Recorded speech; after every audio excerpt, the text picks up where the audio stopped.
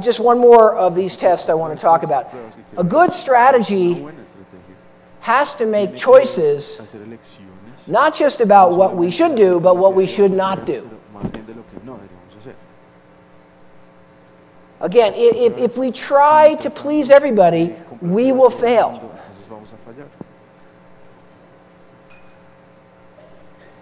And in some cases, to deliver very uniqueness in one way, we have to choose not to try to deliver weakness in another way, because we can't do both together. They're inconsistent. If we're going to deliver the best customer support and customization of our product and tailoring of our product, it's going to be hard to have the lowest cost. So we shouldn't try. We should try to be as efficient as we can, but we've got to make what we call trade-offs. To be unique at this, I'm going to trade off that. I'm not even going to try that. Even if some competitor's doing it, it's fine. Let them do it. Strategy, actually, where you're competing on strategy, you can win and somebody else doesn't have to lose. Because you're doing something different. And the other guy can offer low price, and that's fine. That's just not what you want to do. And that's not what you're uniquely good at. So, it's not a zero-sum competition. There's not one way to compete. There's not one way to win. There's not one way to deliver value. There's not one set of customer needs. There's many. And the essence of strategy is how to put yourself in that position of offering that distinctive value to an important group of customers. Not only in Colombia, but hopefully throughout the entire Latin American region.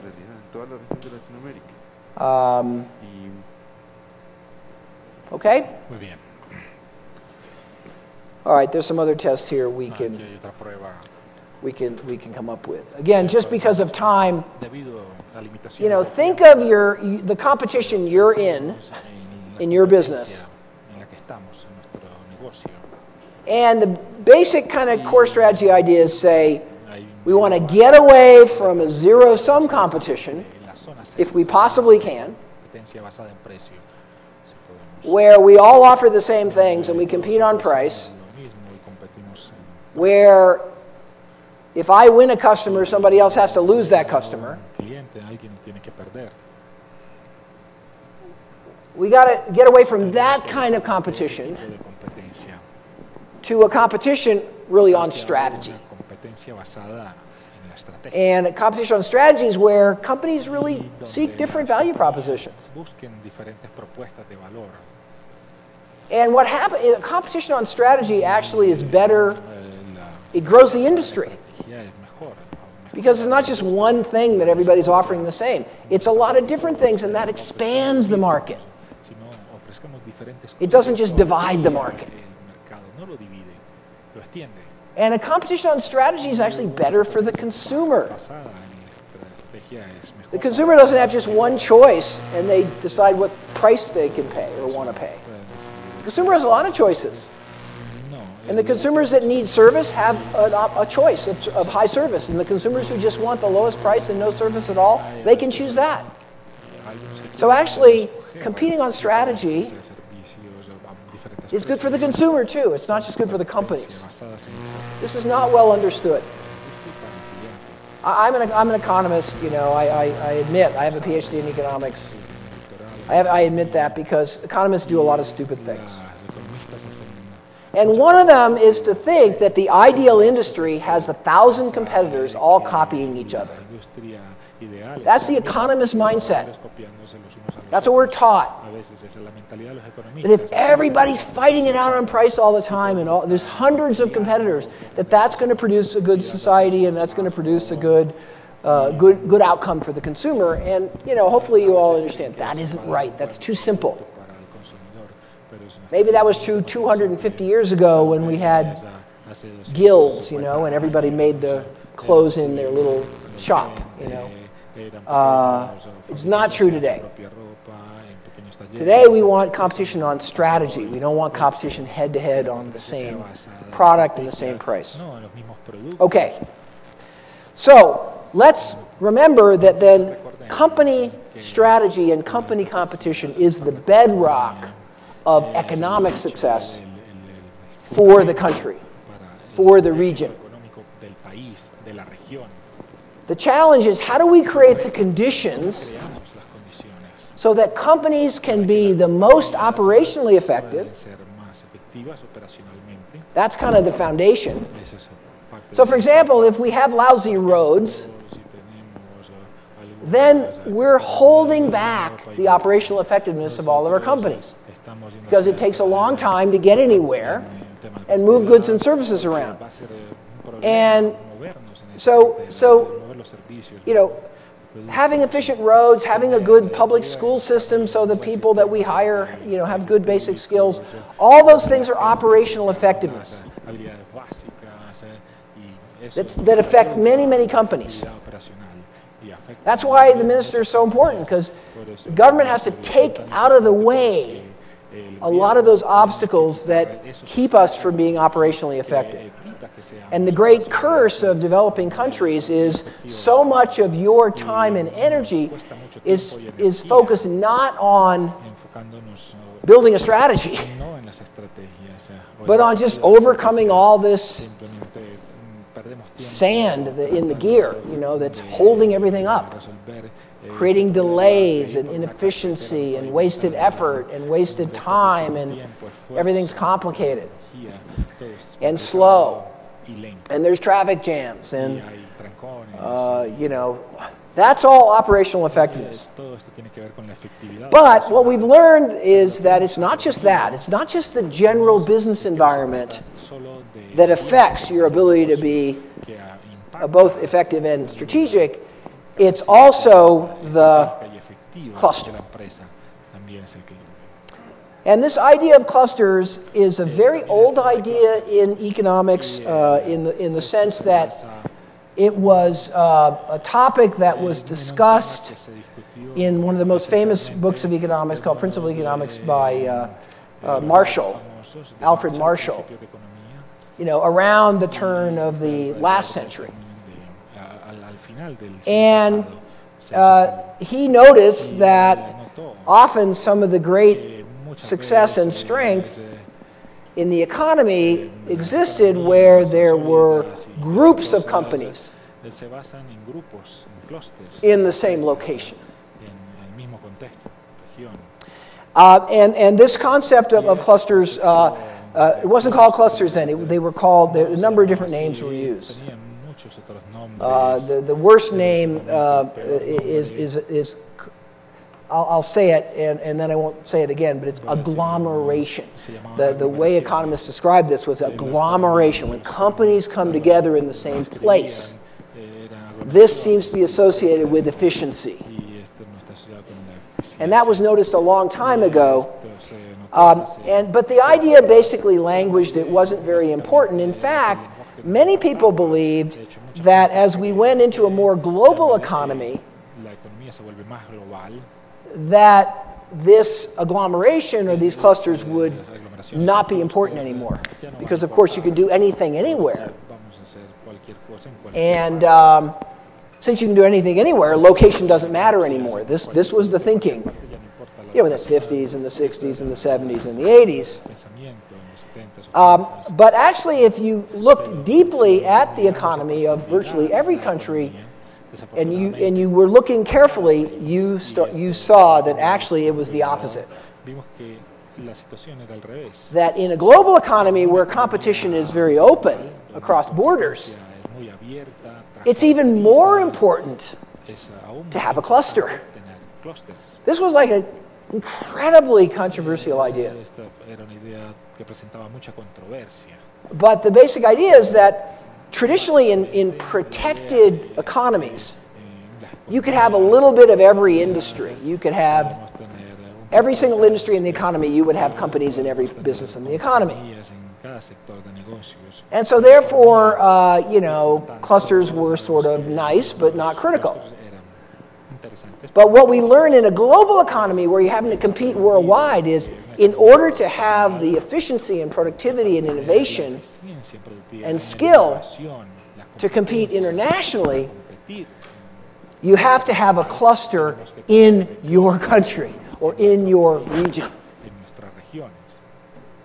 So the concept of clusters is really about the things that are going on outside of the company competing in a particular business that have a profound and important effect on its productivity and on the skills available and on the technology available and on the people that you can hire and on the infrastructure that you can access. So every company in this room, you've got to have a great strategy, but you've got to start to recognize the importance of the cluster. It's not just you. And by the way, this concept of clusters only recently is being taught in business schools. So most business people don't understand this. They somehow think that, oh, it's me. If I'm successful, it was all me. Look at how brilliant we are as managers. But actually what you find is, so does that mean that every Wall Street company in America is brilliant? No, it means they're lucky enough to be in Wall Street. And they have a lot of assets from being there that they don't even know they're taking advantage of. See, but so the concept of clusters is an idea that's really been outside of business thinking. I think governments started picking it up maybe, I wrote the book called Competitive Advantage of Nations in 1990, and the really takeoff in cluster thinking really started then, but government started first. Business now is only recently, comparatively recently, starting to understand the power of this idea. And, clusters brings companies and regions and countries together. It's where they meet. Again, there's a general business environment that affects every business. But when we talk about the parts of the business environment that fundamentally affect your business, that's in the cluster. Okay, so let's talk about clusters for a while. And again, some of you are familiar with clusters, some of you are not. I want to get everybody on the same page because one of the major initiatives of this chamber is going to be to work with you to transform your cluster and create a cluster which will allow you to be world class. World class. And I can't think of a better agenda for a chamber, provided they do it right. We'll talk about how to do it right. And I'm going to tell you later when I make comments on the rest of the day that they're doing it right. So I'll tell you that now. I'm very impressed. That's why I'm here. This is a great role for a chamber, but we've got, as a business community, as a private sector, we have to understand what this is all about and also understand what it's not about. Okay? This is not about government running your business. This is not about top-down. This is not about somebody telling you what to do. This is about building a competitiveness platform in your field, which makes things a lot easier for you. Okay, well, what's a cluster? Well, let's start with a simple cluster to talk about, which is tourism. A cluster is where in one region or one location you gather a lot of different entities in a particular field. Companies that are competing, so hotels and tourist attractions and restaurants and other parts of the cluster. You have multiple entities come together competing in that region. But it's not just the companies, it's also the supporting institutions in that field. So really the core of the tourism cluster we have here is attractions, that is, what do you do? Hotels, where do you stay? Restaurants, where do you eat? And then airline and transportation, how do you get there and home? Okay, those are the core businesses in this cluster. But you can see that for those core businesses to function, there's all these supporting businesses: property services, maintenance, food service, public relations, marketing, local transportation, souvenirs, banks, and we could go on. We could make this even more complicated, but that captures sort of those supporting industries. And also travel agents and tour operators who are attracting groups to come and managing the kind of the itineraries of the visitors and things like that. So that's on the top. And then on the bottom is more the institutions. So there's some government agencies, and this is an Australian example, are involved in tourism. You can see what they are. This area of Cairns, Australia, if you haven't been there, this is the area of the Great Barrier Reef. Okay? World-class tourist attraction. Then there's educational institutions that are training young people in this field, both at the higher level, like MBA training, but also just training for hospitality workers. And you see that. And then there are also industry groups in tourism. Tourism Council, where people get together to talk about what's going on and how to make it better. Okay, so this is a cluster. Why are clusters important? Well, the very basic idea here is this. Let's assume that your business is hotels. And let's assume that your company manages one of these hotels in this region. And let's assume that you're doing everything right. Let's assume you have a strategy. You're positioning your hotel. Let's assume that you're operationally effective, and you've got great service, and you've got great rooms, and everything's clean, and, you're nice to everybody, and, so you're doing everything right. But the cluster concept says that doesn't mean you're going to be successful. Because your success depends on the other parts of the cluster. If there's no way to get to your city because there's no flights, if every visitor that comes to your city has to wait for 17 hours in the airport to go through customs, if every visitor that comes to your city goes to a tourist attraction and it's dirty and unsafe, you can run the best hotel literally in the world and fail. That's the cluster concept. That your business actually depends on success in some other connected, related businesses. And if the whole cluster is good, that makes it a lot easier for you as a hotel to raise the bar. This is the essential cluster concept. It says your business is dependent on other businesses doing their job well. If you're ultimately going to be successful.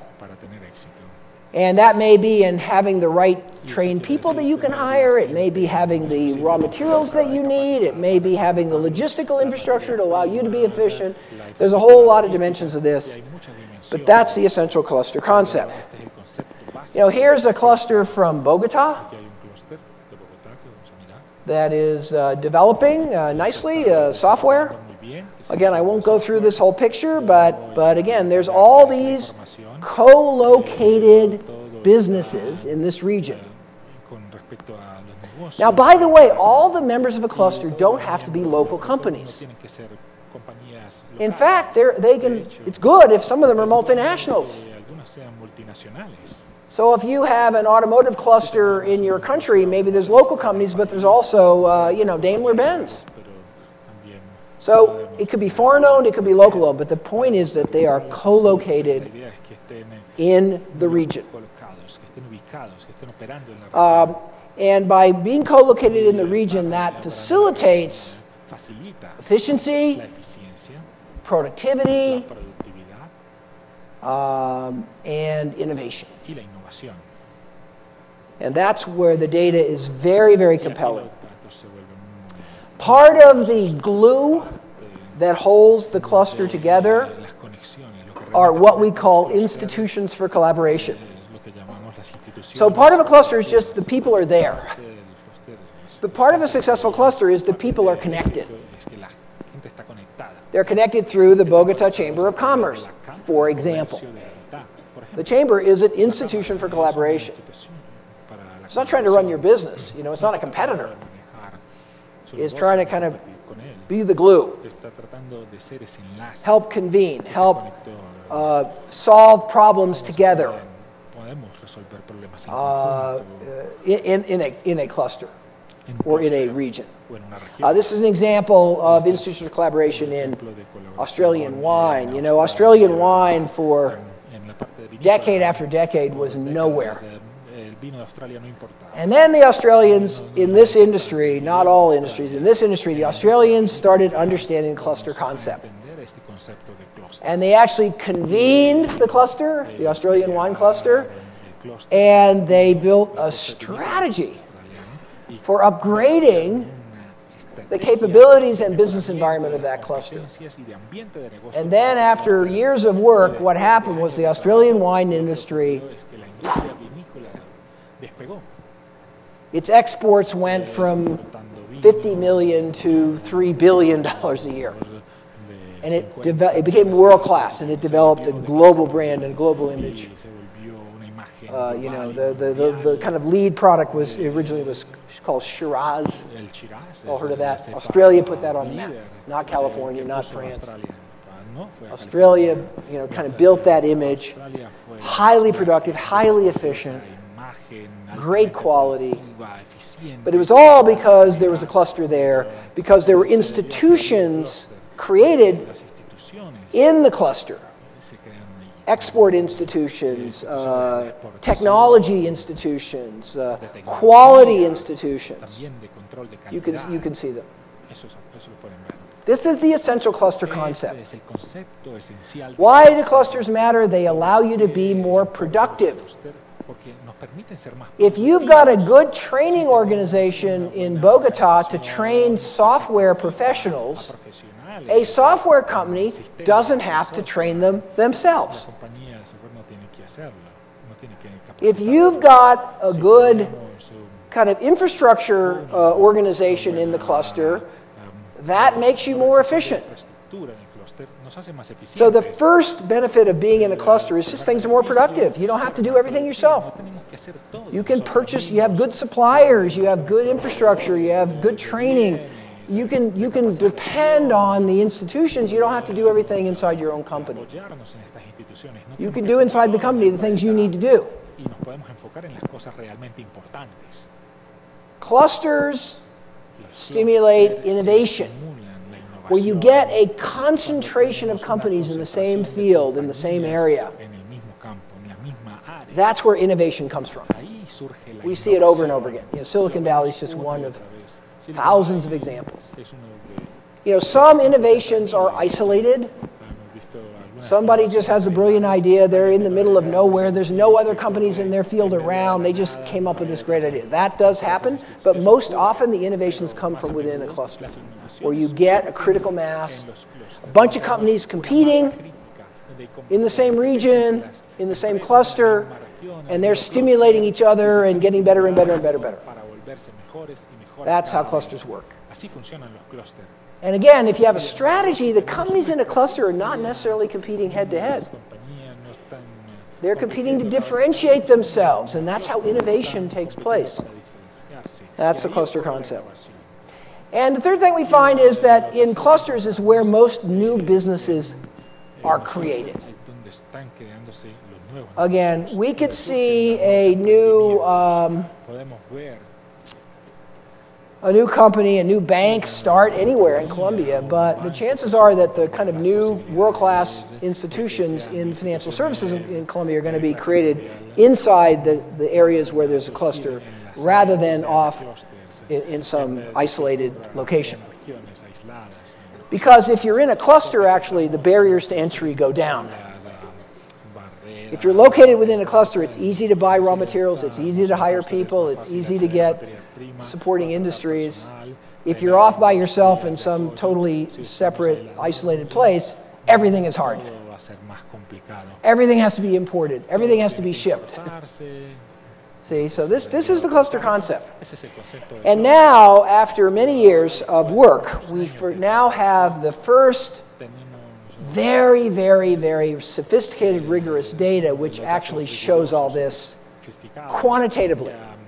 We've kind of always known that clusters are important because we see so often the greatest success in a particular country is in particular clusters in particular locations.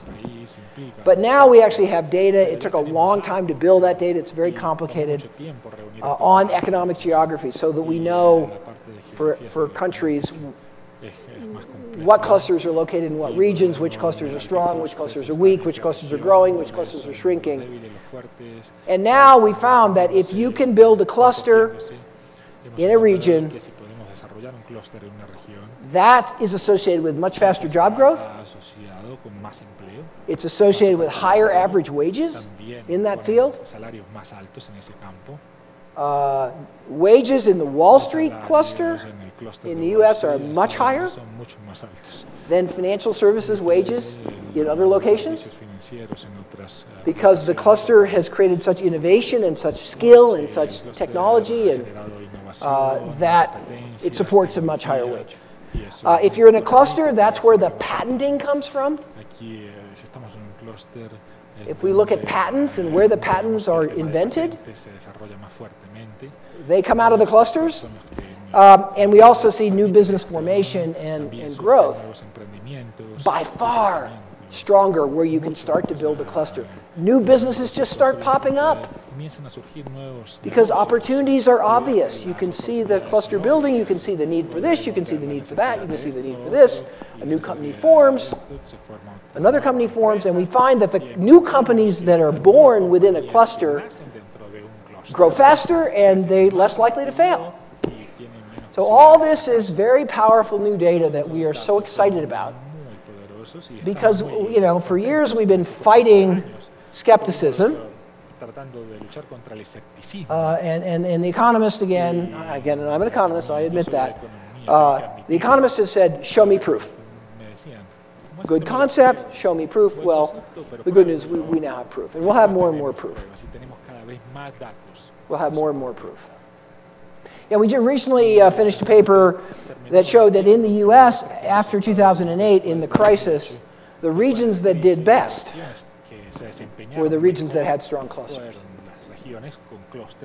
So even in a downturn, the cluster gives you robustness, efficiency, the ability to adapt and be flexible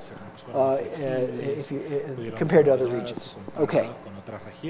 Now, Colombia has a big economy, a very diverse economy. It's very spread out and very regionalized, and there's a lot of clusters here. This is the national cluster export portfolio based on the most recent data we have. And again, most of these will be obvious to all of you. What's more interesting would be to have the regional cluster portfolios for each region within Colombia. Because we find, you know, given the geography, we have a lot of specialization across regions. Each region is different, has a different set of clusters. There is some commonality, so this is a very high-level view of Colombia's clusters. But when we think about clusters, we need to think region. Because a real cluster is really concentrated in a region or two or three. A cluster, for purposes of cluster thinking, is not spread evenly across the entire country. That's not a cluster. Okay? We find that clusters are related. And I can explain to you, if you're interested, how we can prove that they're related. We don't have time for that now, and this chart is kind of a schematic diagram, and it says that, down here in the, I can't point to the screen, unfortunately, to show you, but look down in the lower left of this chart, you'll see oil and gas, chemicals, and plastics. Those are 3 different clusters. They produce different products with different technologies and so forth. But those 3 clusters are related. And what we find, and so where the bubbles cross each other, that signifies that the clusters are related. There's a connection in terms of technology or skill between this cluster and that cluster. And what we find is that when economies develop, they don't just develop randomly on that picture. Yeah, put that picture back up, whoever's the god in charge of the picture. There we go. Economies don't develop just randomly. They develop in clumps. So, for example, if Colombia has oil and gas, the next opportunity is maybe to move into plastics. And you're much more likely to succeed in moving into plastics because you have some assets in terms of the oil and gas than to jump into heavy machinery on the whole other side of the chart. If you're producing metal products, then maybe you can move into automotive because there's a relatedness there between those clusters. So economic diversification sort of follows the bubbles and what's overlapping. And this is true at the regional level. It's also true at the national level, we find. Colombia, the yellow and the green bubbles are areas where Colombia as a nation has a significant over penetration in the sense that you have a sort of a cluster here. You probably recognize most of these cases. These things are spread into different regions. So again, this is a national picture. Would be really more interesting if we had the data in Colombia to look region by region by region.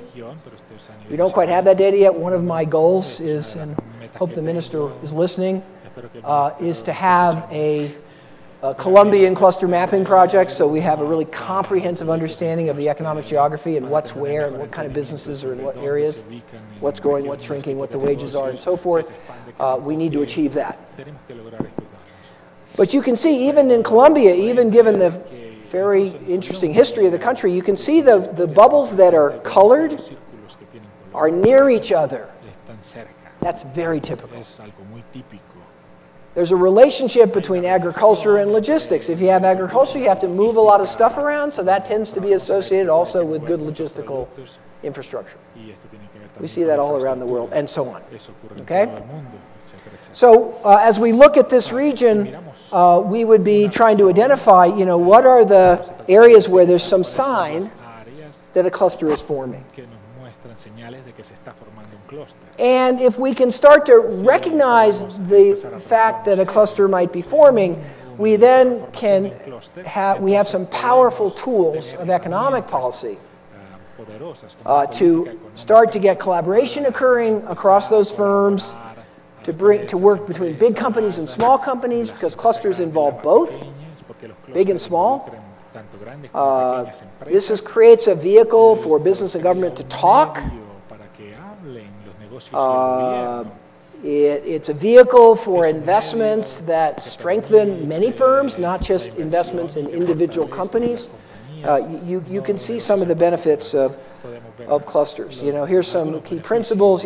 What's the role of government in clusters? Support all existing and emerging clusters. Clusters are good. All of them are good. You don't pick this one over that one. They're all good, because they all make you more productive. They all allow you to raise wages. Government should participate. Government needs to listen to the needs of the cluster and make sure public policy is set accordingly.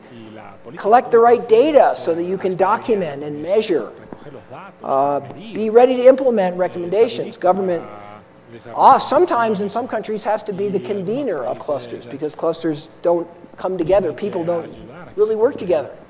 So sometimes government has to start that process, but government should not pick the favored clusters, pick favored companies, subsidize competition, or define what the cluster should do. That's not government's role. That's your role. It's bottoms up in a collaborative process, involving first and foremost the private sector, but other stakeholders around it. And we believe that government policy really ought to be tailored to clusters. That is, rather than just general public policy, we need to make sure that export promotion is cluster by cluster, that education and workforce development is not just general, but it's about the needs of each cluster. So you can see how you can connect government policy to clusters in a very powerful way. Now, again, just to say something that I think you're all pretty aware of, the Chamber has said our job as a Chamber, as an institutional collaboration, is really to facilitate the upgrading and enhancement and sophistication of the clusters in our region. And we'll hear more about this over the course of the day. And this is exactly the kind of role that a chamber needs to adopt. Again, if you look at this slide, the chamber's not telling anybody what to do. The chamber's not deciding which clusters are most important. The chamber's not trying to make any decisions at all in terms of the companies. The chamber is trying to create a platform, a mechanism, a collaboration platform that we found from other countries is very, very powerful. And here's some few additional details you can look at later. We'll talk more about this throughout the day. Now, we are somewhat behind schedule. I have a few minutes left, and I want to now turn finally to the topic of shared value. We start out with company strategy. We've talked about how the cluster becomes a powerful platform for productivity and strategy. Now we need to talk about the sort of next question about how does private sector not only play a role in its own strategy and in the cluster, but how does the private sector think more broadly about its role in society? And that's the concept of shared value. Now, I don't think that I need to dwell on the kind of reason why we've come to this concept of shared value. And I think the reason is pretty clear, and that is there's just a lot of problems faced all over the world in every country. All kinds of problems. Problems of health, problems of poverty, problems of disability, problems of environment, problems of education and skill development. There's all kinds of problems in this world. And what we've come to understand is that the traditional model of dealing with all these societal problems, which is government and more recently NGOs, can't solve those problems alone. There's just not enough money and not enough donations for government and NGOs to solve all these problems, even if they knew how. And in many cases, we don't know how to solve some of these problems. In addition to that observation, we also know that more and more companies are recognizing that they have responsibilities in the society, that they should engage in social issues, not just think narrowly about their own little company. But so far, many of the efforts of business to actually engage in social issues around philanthropy and around social responsibility have not been very successful in really solving the problems. So part of the issue here is not just to rethink the role of government and NGOs, but also to rethink the role of business. Because we in business, we like to measure ourselves by effectiveness. Are we effective? Are we moving the needle? And if we're honest, we're not solving, what we're doing in business is not necessarily making a big impact. So the time has come and the intellectual foundations have been built now, given our learning over the last 10 or 20 or 30 years about development and economic development and social development, to start to now get to the question of how do we rethink our role as business? And that's the idea of shared value. The idea of shared value says a business can engage in society in a variety of ways. The first is through philanthropy. There's a long tradition of that in Colombia. Charitable donations, being a volunteer, philanthropy is good. Social institutions need these resources to do their jobs. We should continue philanthropy, but ultimately that's not going to solve the problem. Because we can't give, there's only so much we can give. Businesses can broaden their impact through corporate social responsibility, focused on compliance with the law, focused on meeting ethical standards, focused on mitigating or minimizing harms through pollution or other harms that businesses sometimes cause, through being more sustainable so that we don't pollute the environment, and which is another kind of harm. And many large companies, almost all large companies and many smaller companies have social responsibility programs where they're trying to do these things. That's good. We should continue to do that.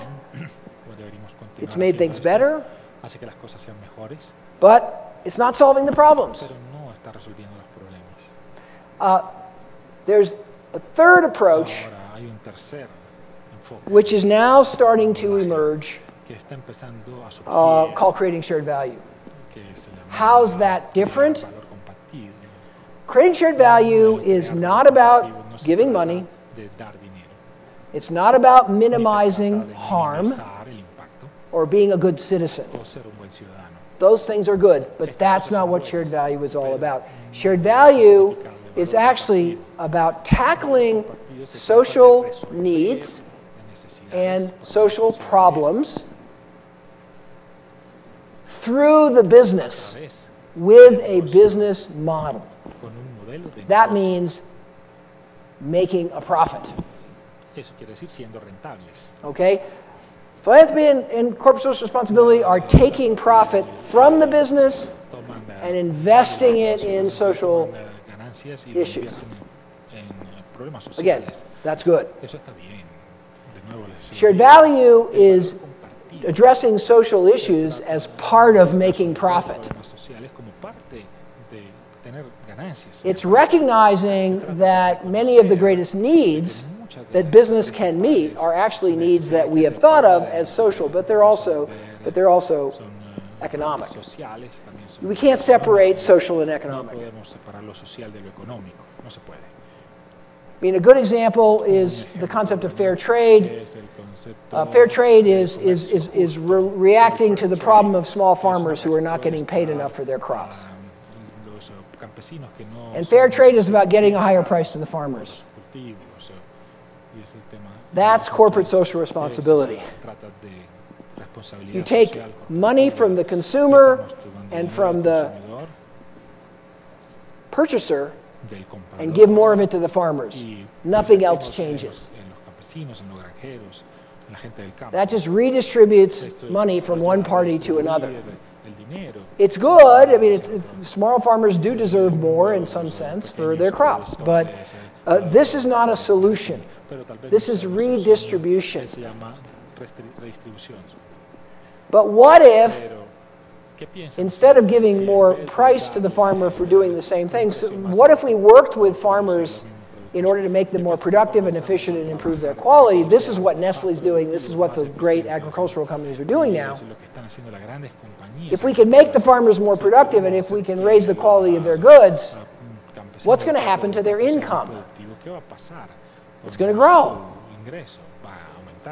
What we find is the fair trade might raise the income of small farmers by 20%. But if we can make them more productive in terms of the yield on their land, and if we can improve the quality of their crops so they get higher prices, we can increase their incomes by 300%, 400%.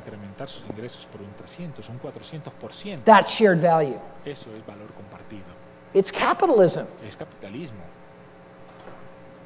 It's addressing a societal issue in a way that creates economic value for everybody. Okay? And that's the difference. Why is share value so important? If we can get business like you to deal with health, if we can get business to deal with public education, if we can get business to deal with inefficient small farmers, if we can get business to deal with these issues with a shared value approach and make a profit doing it, then we can scale it. We don't need more donations. We don't need more taxes. We have a mechanism to actually solve problems rather than just make them a little better. So we believe that ultimately shared value represents kind of the opportunity we have to actually transformatively improve the circumstances that we would all identify as our greatest societal challenges through business. But that is not the typical way that businesses think. Businesses think, my job is economic, I'm going to meet the needs of my traditional consumers, those needs are primarily economic needs, that's my job, and somebody else has to deal with low-income housing, and somebody else has to deal with health problems, and somebody else has to deal with poverty. That's not my job. That's what we thought in business. And we've missed a huge opportunity. Because what we're finding in industry after industry after industry is the big economic opportunities are not meeting the same old needs of the same old customers with the same old products. The big opportunities are around shared value. Serving underserved customers that we haven't even served before because we didn't think they were our customers, because we had an idea that our customers were middle class. But if we rethink our products and redesign our supply chain and rethink our distribution channels, we can get our products to millions and millions of customers we've never even served before. And that's how we're actually going to expand our business. We're not going to expand it with the same old customers. This is shared value thinking. Shared value occurs at 3 different levels. 1, the product, what you sell, what you produce. Expanding the concept of your product to include the ability to meet social needs.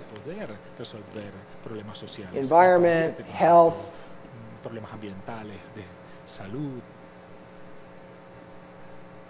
Here's a Dow Chemical example, which is pretty obvious. Dow Chemical, great technology company, but their CEO woke up one day and said, "Wait a minute, we're not going anywhere as a company."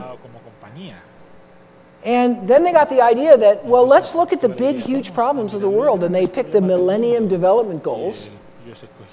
And they asked every single division within Dow Chemical to say, given all your brilliance in technology, what could you do to advance the Millennium Development Goals? And out of that program has come many billion-dollar products they never even thought of before. Because they were too locked into making incremental improvements in the same kind of products to serve the same kind of customers they'd been serving before. They'd missed the biggest market of all. Because where you have social problems, and those are the greatest needs. And what's business about? What is our job as business? Our job as business is to meet important human and social needs at a profit. That's what we do. But that very powerful thing called capitalism has not been applied in many cases to the most important needs we have in society. And thankfully that's starting to change because we're starting to understand this point of view. You know, here's a Chilean company that created a whole new segment in the financial services industry to serve to lend money to small companies that didn't qualify for traditional loans. And that business is their growth business, and the business is, you know, multiplied its profits by 25 times from, you know, 5 years ago. It's not a conventional need of a conventional customer. It was a customer they didn't want to serve. They didn't think the customer was important because they didn't qualify for a standard loan. But they were critical small businesses that really built the community. So this bank finally woke up and said, wow, look at what we missed. Just a whole huge business. Because we were thinking we were locked into our traditional mindset of what we do as a bank. And what we're really doing, what's our purpose. And when they opened that up, they found it wasn't charity, it wasn't philanthropy, it wasn't being good, it was just a good business. But it had a profound impact on something really important to the success of that country, which is unlocking all these smaller companies that were growing. Shared value can be created in the value chain, saving energy, saving water, minimizing the use of resources, cutting down on logistics, and therefore energy and carbon, improving the health of the employees so they're more productive, and so they come to work every day. There's a whole set of opportunities to use the value chain to drive social change and economic efficiency. And ironically, the transformation of value chains right now is being driven by things we probably should have done 20 or 30 years ago, but we never thought of them until we started thinking this way. Many companies do much too much logistics, waste a lot of energy, have too much packaging, don't use raw materials very well. It took this perspective to get companies focused on those opportunities. Here's a Brazilian pulp company. You've probably all heard of these guys, and you can read this example later. They got this tremendous insight when they started thinking about the environmental impact of what they did. And they started realizing that that environmental impact was actually reducing their productivity. It wasn't just about being good. It wasn't just about the planet. It was about their productivity.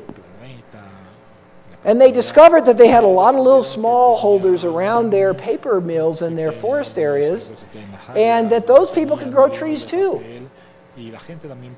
And so they figured out that they get out 30% of all the raw material that they're processing in their big plants is actually coming from the little guys who grow trees on their little piece of land. And all of a sudden their incomes have gone up and those communities are revitalizing. And, that's capitalism transforming society.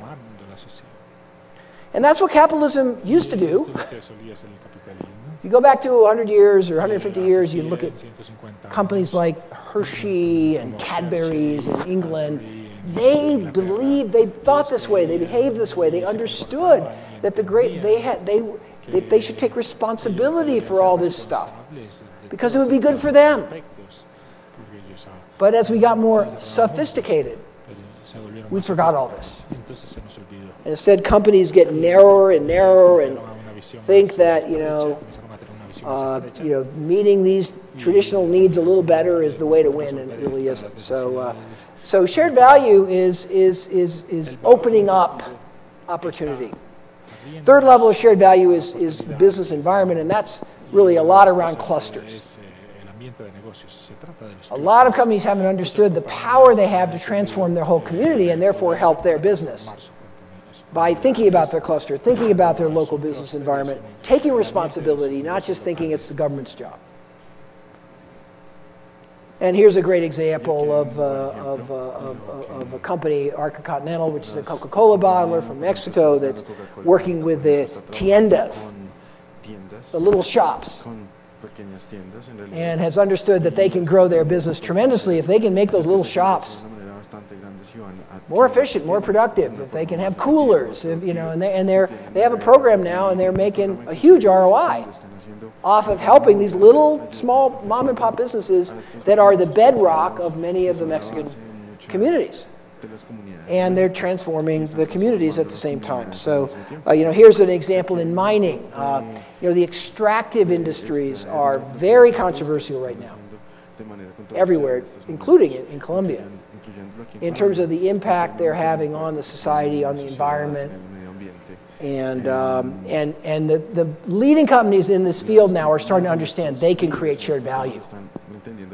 They have the power to be transformative in the communities in which they operate if they think about it the right way.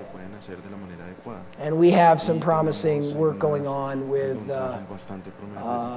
Ecopetrol and some of the other extractive companies here in Colombia, which is starting to provide some phenomenal examples of this happening. So this is shared value. Every company has to figure out where it can create shared value. And that depends on your business and your region and what the needs are and what the problems are that you might be able to tackle given who you are and what you do. If it's a bank, it's different than a food company. If it's a food company, it's different than an insurance company. If it's an insurance company, it's different than a machinery company. So shared value is about, it's really taking strategic thinking to the next level. And some of the great companies now, and this is our leading retail food company in America now, Whole Foods, have built their whole strategy around shared value. Their positioning is actually about nutrition, health, and the environment, and local food production. That's their whole strategic positioning, and everybody laughed at them 20 years ago, and now they are by far the most profitable and successful grocery supermarket chain in North America. Because they've understood that they can really extend and enhance their strategy and differentiate themselves in powerful ways that customers care about by thinking in these shared value terms. So see, we're back to the beginning. When I started talking about the key concepts of strategy, I talked about creating a unique value proposition for the customers you choose to serve, creating a distinctive value chain. And now what we see with this shared value is we've come all the way back to that.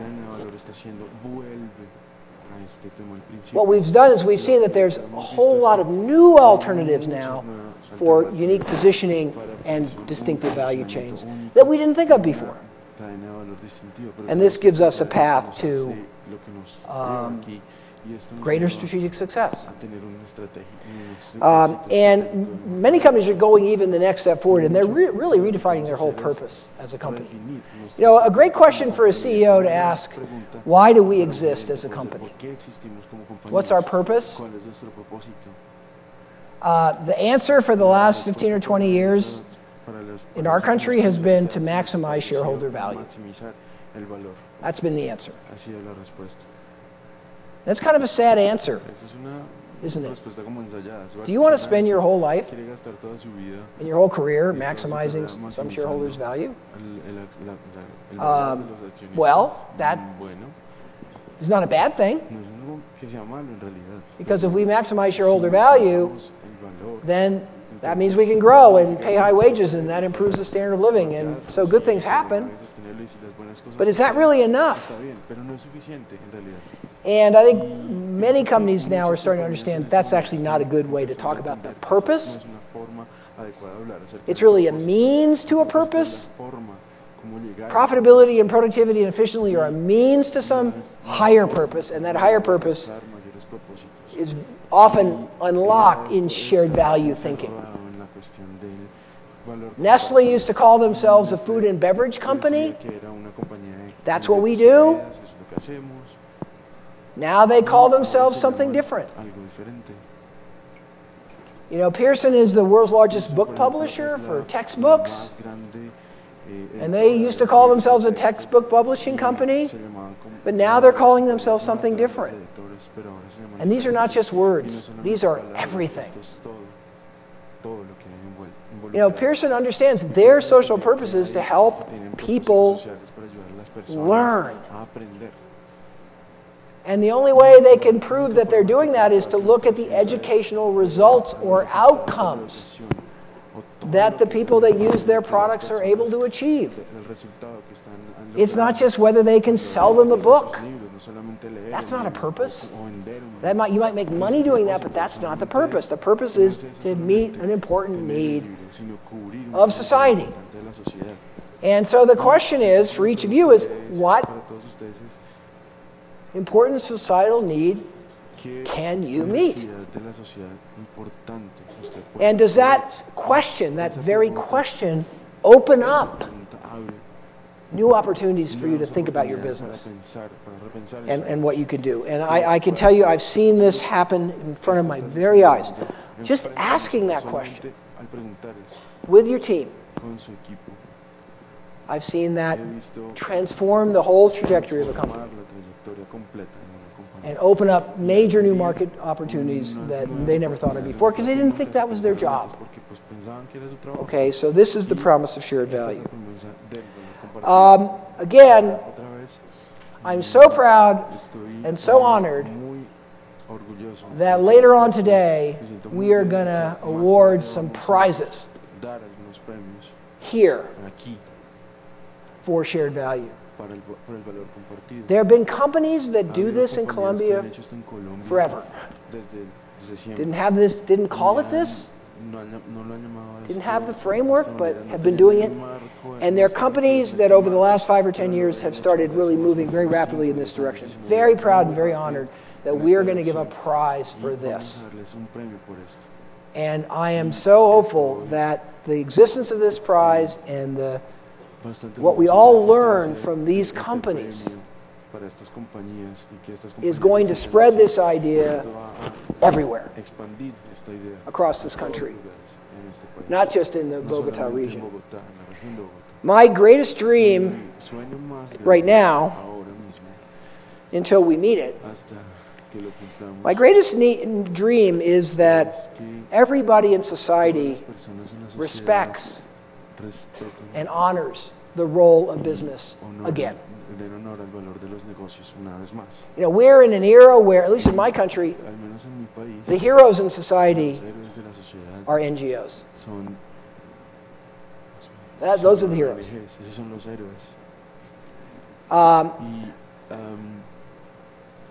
There should come a day, if we can pursue this kind of thinking, where the heroes in society should be the businesses that actually solved all these social problems.